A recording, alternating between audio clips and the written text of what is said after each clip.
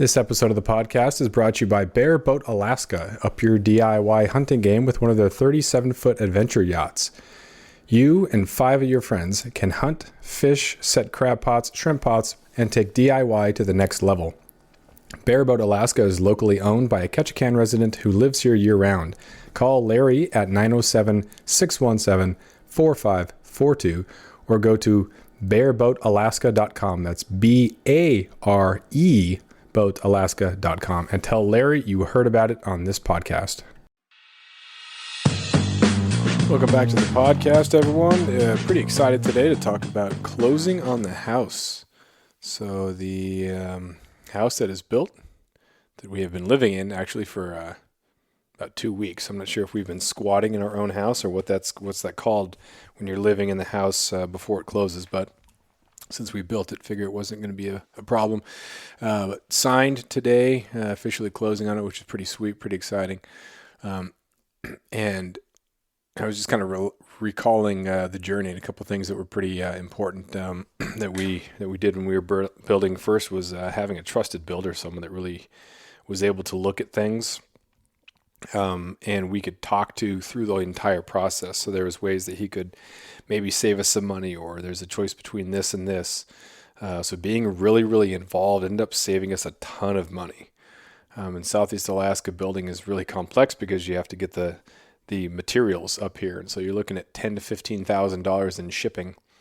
And if you don't plan things right, if you have, you're ordering stuff as you need it, then you're going to be paying, for 3 or 4, 5 containers that are half full. And so our builder did a great job. His name's Rob Buckingham Builders, Ketchikan, Alaska.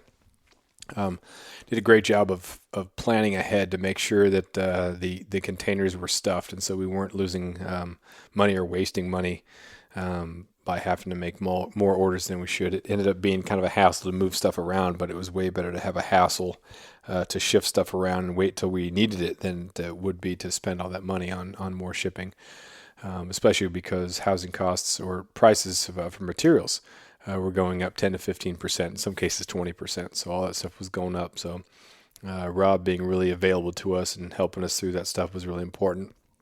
And then looking at different ways that we could help out and that the builder was okay with. We were on site and we were doing some insulation. We were there to clean up afterwards. So if the electrician is in or the plumber is in, sometimes those subcontractors spend the last little bit of the day cleaning up. And so if you say, hey, just work till you're done and then we'll clean up afterwards, that, saves a couple hours, throughout the project. And so, if people are billing at $100-$150 an hour, that stuff starts to add up.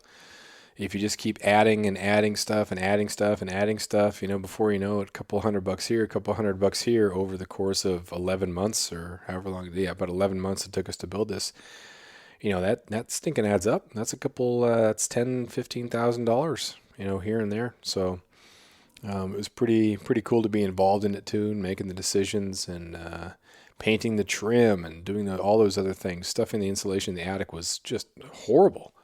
But those are the types of things that you do to save some money, and you feel like you have better ownership of the house. It wasn't just, here's the money, you build it and we'll just check up every once in a while. Being involved has been pretty fun. So we definitely have some, just a different level of ownership, I guess, with this house, than somebody, or had we just paid someone to just take care of it and then we'll move in when it's ready. So, I think one of the biggest things that or three things that I'm most excited about was one, the hardwood floors are just awesome.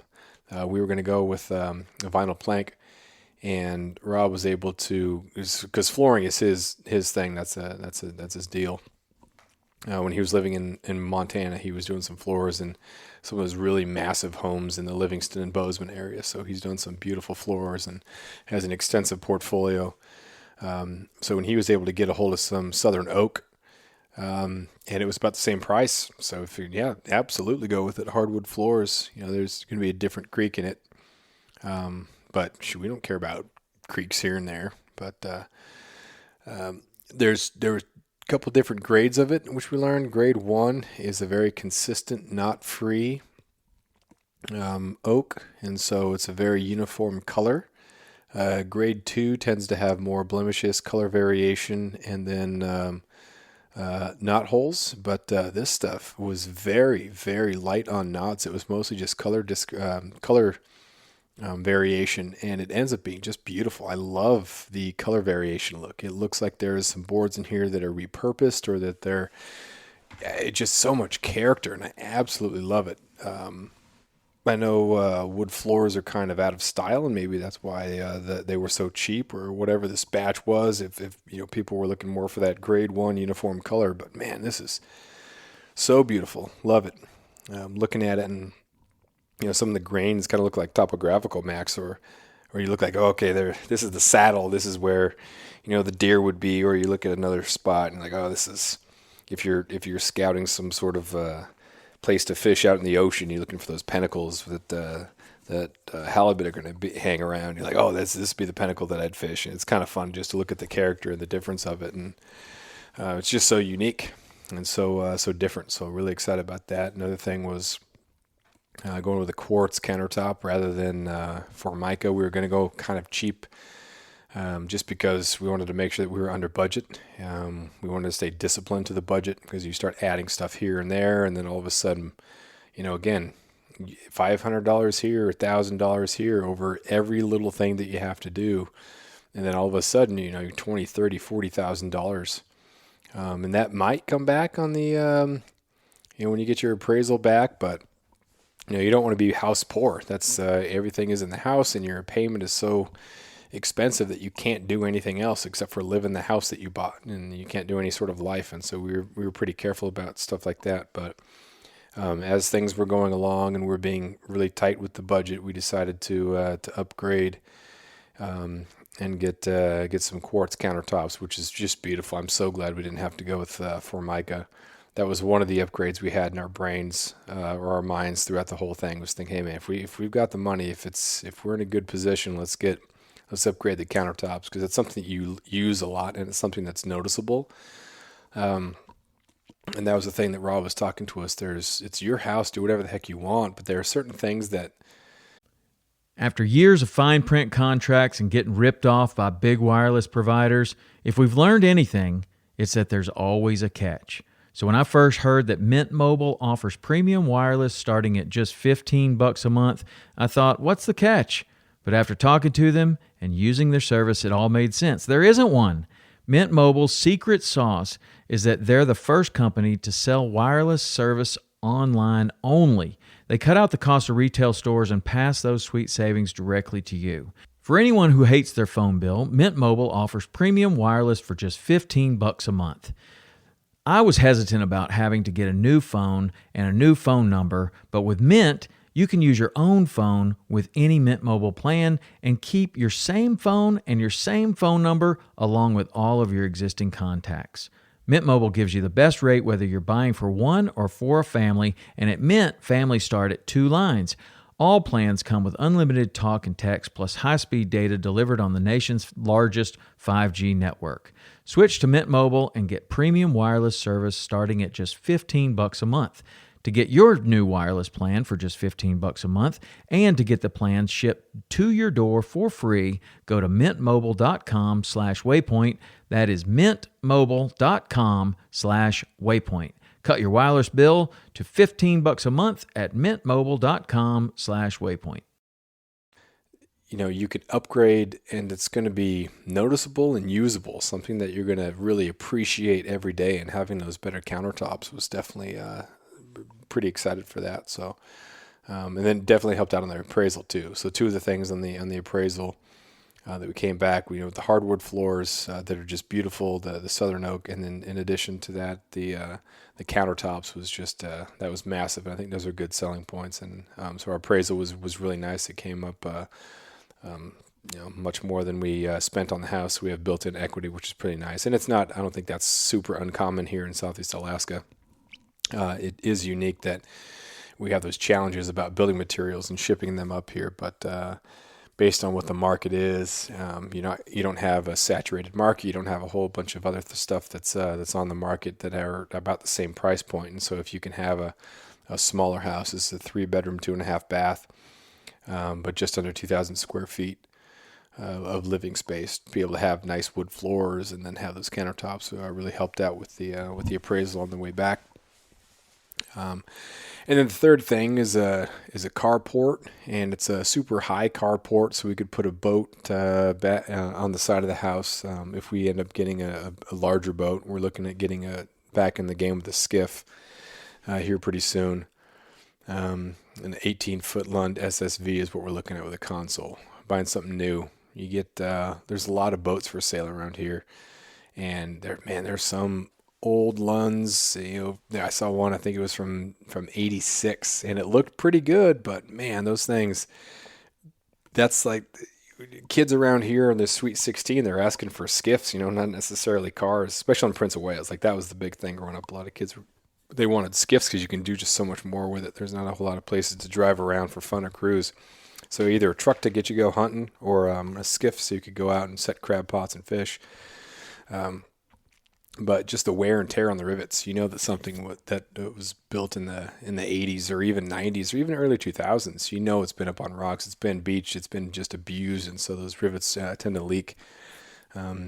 So buying new is going to give us a nice peace of mind, and really excited to get back in the game, like I said. And it'll be the third boat in the last 6 years, I think, that I had a 15-foot Boston Whaler, which is nice. The fiberglass is super nice. It's heavy. You feel pretty attached to the waves, but pretty small. Didn't have a lot of freeboard space on the back, so when you get in some of those areas where you're hitting the waves, you have to angle into them a little bit so you're not hitting them broadside. But the peace of mind that came when we upgraded from that to a 21-foot North River Seahawk was just great, and that thing was so much fun to go trolling for salmon. And having the covered top was just an absolute game changer. And you know how much I hate the term game changer.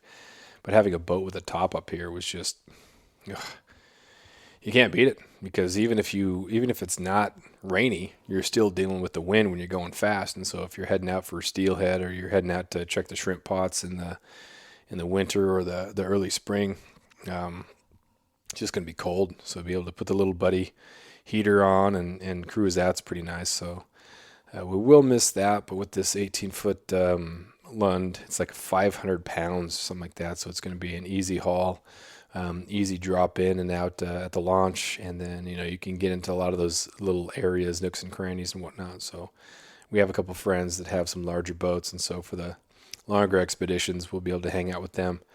Then just save a good amount of money. When you're looking at a boat investment, you can spend $115,000, $130,000 on just a beautiful 23, 24 foot Hughes craft. Actually, I think probably a 22-foot Ocean Pro Hughes craft for $115,000 is about what you're going to get. So never mind if you're looking at a charter boat, 26, 28 footer. That thing's going to be $200,000. That's just way out. So that's like a house, man. You're buying half of a large home, or a decent sized home, with that. So we're going to be happy with the ability to still travel and have fun and do a whole bunch of stuff, but still have a skiff and then have a nice home to come home to. We're being very strategic about that, not being house poor or boat poor. Some of my buddies are fortunate enough to be able to have really nice house and nice charter boats, and that kind of comes with having a summer job and working really hard during the summer. My buddy Rick, he guides during the summer, and so he's got just a brute of a boat, just a beautiful, beautiful boat. He works his face off for it. So he's a teacher during the year, and then during the summer he just works his face off, and so he's able to afford those things and have those nice toys. But again, that's a hard working as a result of hard work. So I've always cherished my summers as a teacher, and really wanted to play during the summer and have that time off and come back super, super rejuvenated and ready for the school year, which, all those cliche things about making a difference, that's why you teach. So really excited for the prospects. Glad things have worked out the way they have, and it's just a testament to getting financial house in order. Man, when I first started off teaching, I felt like I was entitled to have a fun weekend and summer life. So I just spent a lot of money that I didn't have, and I wasn't saving. But being able to be debt free and be able to be in a position to to put down money to build a house and to be able to make those decisions and not be at the mercy of previous bad spending is just, oh man, that's so nice. So nice. And this is a house that we're happy to be in. We're not looking to try to leverage the equity in this to try to move up, trade up. Like, we're excited for this opportunity and get the boat and just look for other experiences we can have and travel throughout the state of Alaska and, you know, go France or Crete or something like that. Really excited for all the things that we can do. Maybe bone fishing in Belize or something, you know. So really excited for that. I would have liked to have this not be a solo podcast, but wife is down in Oregon on a work trip, and then the input on my stinking cell phone does not work. So I cannot charge it. I got to use one of those disc things where you just set the phone on the disc because we live in a disposable world right now. $300 disposable phone that just, as soon as you get to about 7 months, the self-destruct mechanism is engaged. And so this stinking thing is going to be irrelevant. And the only way they can make it, well, outside of chargers, but they just make so much money by making the phone not last very long, 2 or 3 years, and then it's over. So that short story long, I now can't hook up my phone to my Zoom PodTrack P4 as an input. So because I can't get my cell phone to input because the input little area does not work, I can't record podcasts that are remote unless I were to be using Zoom, and not everybody has Zoom. So it's been kind of a pain. So the phone works otherwise. So it pisses me off that it works, but I don't have that input, and so it's going to limit me with my podcasting abilities. I like Zoom, but it's nice to not have to use Zoom. And like I said, some people don't want to use Zoom. So that's where I'm at with that.